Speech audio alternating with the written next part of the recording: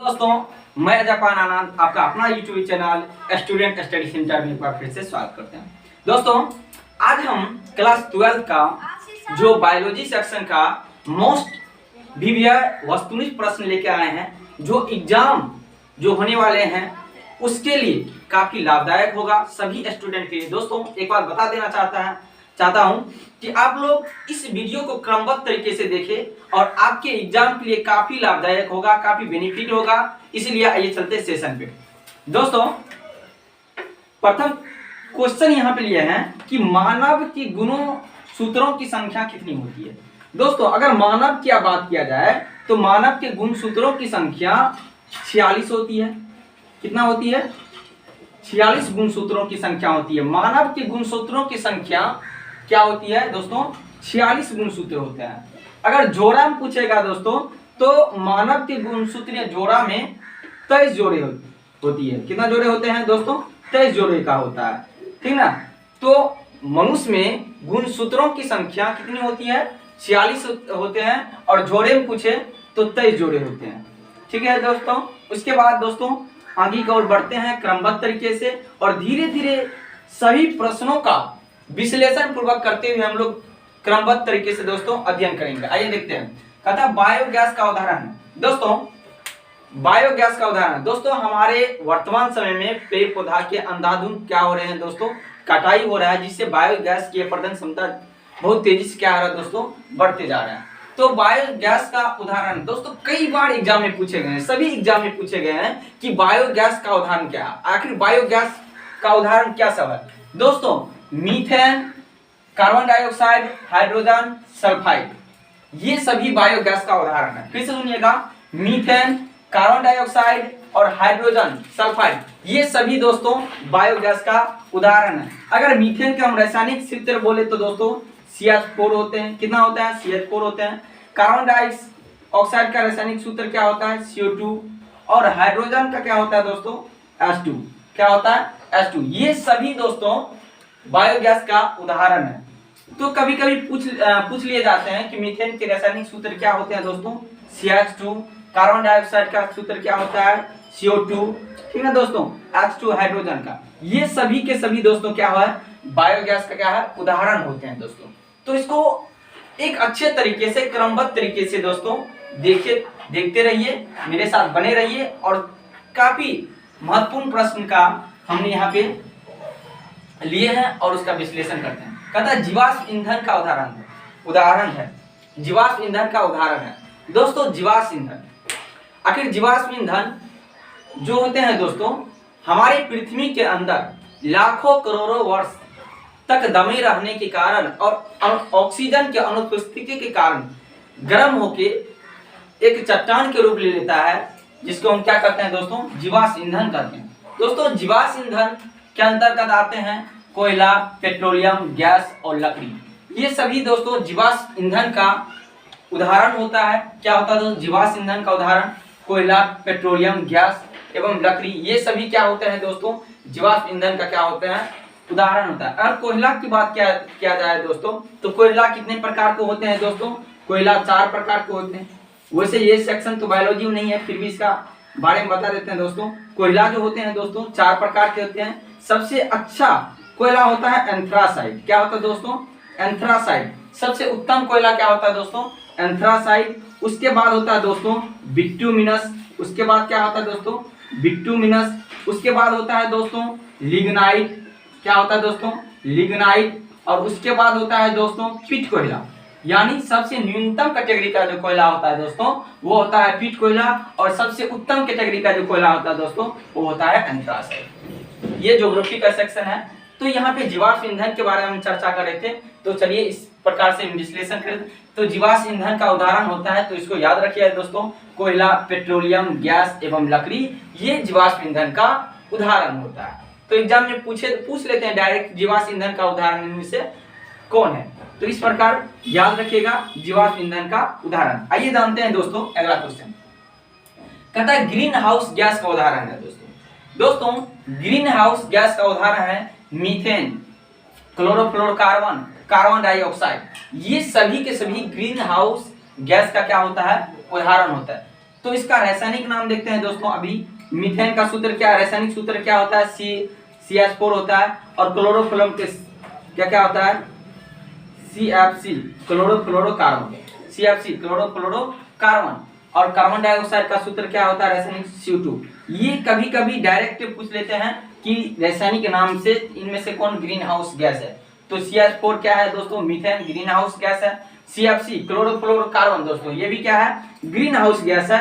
और CO2 ये भी दोस्तों क्या है, ग्रीन हाउस गैस है। ठीक ना दोस्तों, तो ग्रीन हाउस गैसों को हम अच्छे तरह से समझे तो याद रखिएगा दोस्तों, ग्रीन हाउस गैसों का उदाहरण क्या होता है, तो मीथेन, क्लोरोफ्लोरोकार्बन, कार्बन डाइऑक्साइड, ये सभी के सभी दोस्तों ग्रीन हाउस गैसों का उदाहरण है।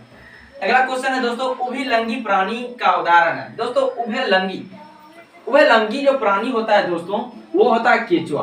क्या होता है दोस्तों, केचुआ, ठीक ना, जिसको आम भाषा में हम चाली के नाम से जानते हैं। तो ठीक है दोस्तों, तो ग्रीन उभयलिंगी प्राणी कौन होते हैं दोस्तों, तो वो होता है केचुआ। और केचुआ को दोस्तों किसान का मित्र भी कहा जाता है। वो क्या होता है, किसान का मित्र किसे कहा जाता है दोस्तों, केचुआ को। क्योंकि दोस्तों ये खेतों में क्या होता है, किसान की मिट्टी जो है उसकी उर्वरकता शक्ति बनाए रखते हैं, इसीलिए इसे किसान के मित्र कहा जाता है। तो उभयलिंगी प्राणी के श्रेणी में कौन आता है दोस्तों, वो आता है केचुआ। और किसान का मित्र किसे कहते हैं दोस्तों, वो होता है केचुआ। तो चलिए दोस्तों आगे की ओर बढ़ते हैं। कहता है ऋतुस्राव चक्र किसमें होता है। देखो ऋतुस्राव दोस्तों, ऋतुस्राव, ठीक ना दोस्तों, ये किसमें होता है दोस्तों, ऋतुस्राव। तो ये होता है बंदर में, चिंपांजी में और मनुष्य के मादा में। ये सभी दोस्तों ये सब होते हैं ऋतुस्राव या मासिक चक्र भी कर सकते हैं दोस्तों। तो बंदर, चिंपांजी या मनुष्य यानी मादा में क्या होता है, ऋतुस्राव चक्र देखने को हमको मिलता है। और ऋतुस्राव को ही दोस्तों हम मासिक चक्र के नाम से जानते हैं, जो 28 दिनों की होती है। कहाँ, किसमें होती है, मादा में। तो दोस्तों इस प्रकार हम याद कर सकते हैं कि बंदर, चिंपांजी और मनुष्य के मादा जितने भी होते हैं उसमें ऋतुस्राव यानी देखने को मिलता है। तो इसको क्रमबद्ध तरीके से याद कर लीजिएगा। कान्हा राष्ट्रीय उद्यान प्रसिद्ध है किसके लिए, कान्हा। देखिए कान्हा का मतलब होता है दोस्तों, कान्हा जो उद्यान प्रसिद्ध है ये किसके लिए है, बाघ के लिए प्रसिद्ध है। क्या है, बाघ के लिए प्रसिद्ध है। दोस्तों वर्तमान काल की अगर देखा जाए तो हमारे भारत में बाघों की स्थिति धीरे धीरे क्या हो रहा है, प्राणी लुप्त होते जा रहे हैं, ठीक ना। तो कान्हा राष्ट्रीय उद्यान प्रसिद्ध किसके लिए है, बाघ के लिए प्रसिद्ध है। अगला क्वेश्चन है दोस्तों, मादा प्रजनन जनन अंग का हार्मोन है। कहता मादा जनन अंग हार्मोन होते हैं, मादा जनन अंग के हार्मोन कौन कौन से होते हैं। तो दोस्तों कई बार क्वेश्चन ये रिपीट हुआ है कि मादा जनन हार्मोन का नाम बताइए। तो दोस्तों एस्ट्रोजन, याद रखिएगा, एस्ट्रोजन मादा हार्मोन है, रिलेविक्सिन मादा हार्मोन है, और प्रोएस्टेरोन कौन है, मादा हार्मोन है। फिर से दोस्तों सुनिएगा, एस्ट्रोजन मादा हार्मोन है, रिलेविक्सिन मादा हार्मोन है, प्रोएस्टेरोन क्या है दोस्तों, प्रोजेस्टेरोन ये मादा हार्मोन है। कई बार एग्जाम में दोस्तों ये रिपीट हुआ है, नहीं आप लोग क्वेश्चन बैंक का सेट मारते होंगे तो इस प्रकार क्वेश्चन आपको अक्सर देखने को मिलता होगा। आइए देखते हैं दोस्तों अगला क्वेश्चन। कहता है पुरुष जनन अंग हार्मोन होता है। दोस्तों पुरुष जनन हार्मोन होता है टेस्टोस्टेरोन, टेस्टोस्टेरोन। ये जो हार्मोन होते हैं पुरुष में दोस्तों, ये पुरुष के अंडकोश से निर्माण होता है। अंडकोश से इसकी क्या होती है, इसकी क्या होती है, उत्पत्ति होती है। किसका, पुरुष जनन हार्मोन का जो होता है टेस्टोस्टेरोन क्या होता है, मनुष्य के अंडकोश से क्या होता है दोस्तों, इसकी क्या होती है, उत्पत्ति होती है इस हार्मोन की।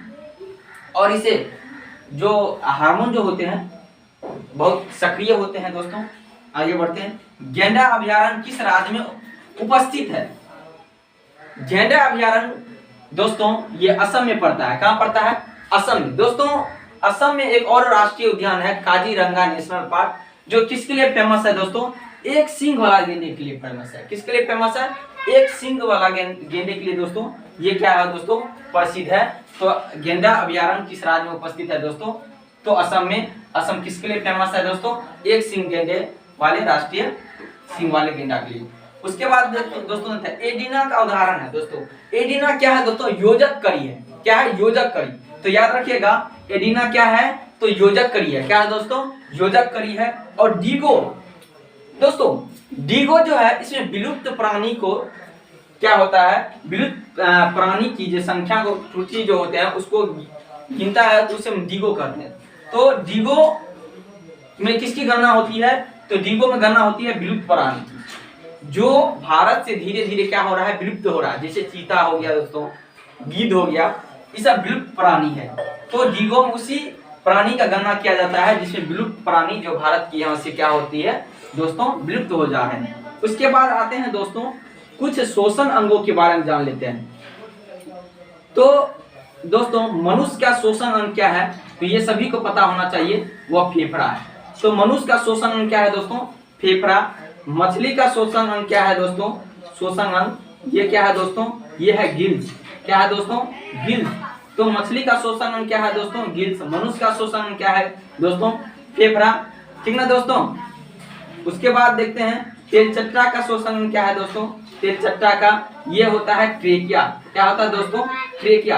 तेलचट्टा का श्वसन अंग क्या है दोस्तों? ट्रेकिया। तेलचट्टा का श्वसन अंग क्या है? ट्रेकिया। ये सभी दोस्तों श्वसन अंगों को आप आसानी से याद कर सकते हैं। जैसे मनुष्य का श्वसन अंग क्या है दोस्तों? फेफड़ा। मछली का श्वसन अंग क्या है दोस्तों? गिल्स। तेलचट्टा का श्वसन अंग क्या है? ट्रेकिया। तो इस प्रकार दोस्तों श्वसन अंगों से एक प्रश्न निश्चित ही रूप से आते हैं, तो उसे आप इजी रूप से दोस्तों याद कर सकते हैं। अगला प्रश्न ये भी पूछा जाता है दोस्तों, उत्सर्जन अंग किसे कहते हैं?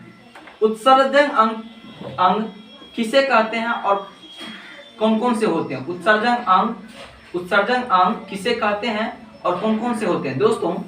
फेफड़ा, ब्रिक को हम इंग्लिश में किडनी के नाम से जानते हैं दोस्तों। ब्रिक, फेफड़ा, ब्रिक, किडनी और त्वचा, ये सभी दोस्तों उत्सर्जी अंग होते हैं। कौन कौन? फिर से सुनिएगा, फेफड़ा, ब्रिक और त्वचा, ये सभी क्या होते हैं दोस्तों? उत्सर्जी अंग होते हैं, उत्सर्जन अंग होते हैं। कौन सा? उत्सर्जन अंग होते हैं। उत्सर्जन किसे कहते हैं दोस्तों? मनुष्य के शरीर के अपशिष्ट पदार्थों को बाहर निकालने की क्रिया को क्या कहते हैं दोस्तों? उत्सर्जन अंग कहते हैं। तो उत्सर्जन अंग फिर से दोस्तों सुनिएगा, मनुष्य के शरीर के अपशिष्ट पदार्थों को बाहर निकालने की क्रिया को क्या कहते हैं? उत्सर्जन अंग कहते हैं दोस्तों। उत्सर्जन अंग होते हैं दोस्तों फेफड़ा, ब्रिक यानी किडनी या त्वचा, ये सभी उत्सर्जन अंग होते हैं दोस्तों। अगर दोस्तों ये वीडियो आपको अच्छा लगे तो लाइक कीजिए, कमेंट कीजिए और सब्सक्राइब कीजिए और दोस्तों के साथ शेयर कीजिए। थैंक यू दोस्तों।